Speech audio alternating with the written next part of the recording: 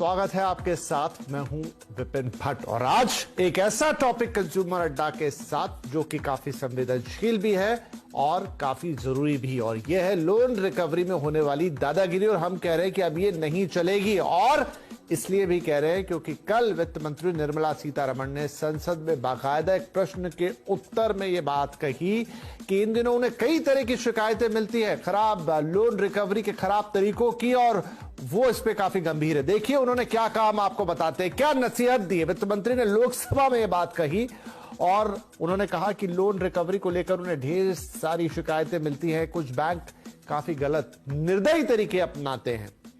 उन्होंने निर्दयी बोला, इनह्यूमन प्रैक्टिसेस।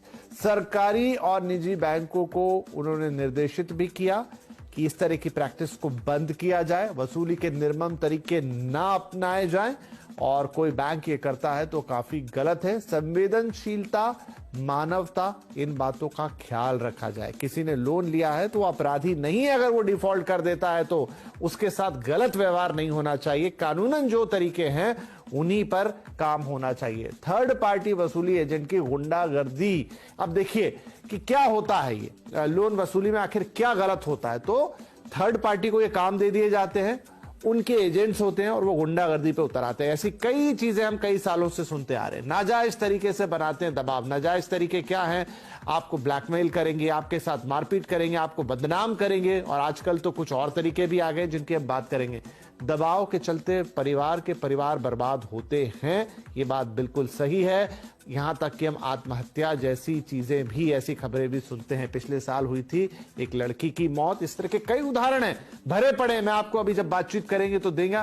ट्रैक्टर के नीचे कुचली गई थी लड़की। ये तो एक बहुत ही इनफेमस वाकया है जो आप लोगों को याद होगा। वो ट्रैक्टर के लोन की रिकवरी, लोन पे लिया गया था ट्रैक्टर, वसूली करने गए थे, छीना झपटी हुई, बच्ची ट्रैक्टर के नीचे आ गई।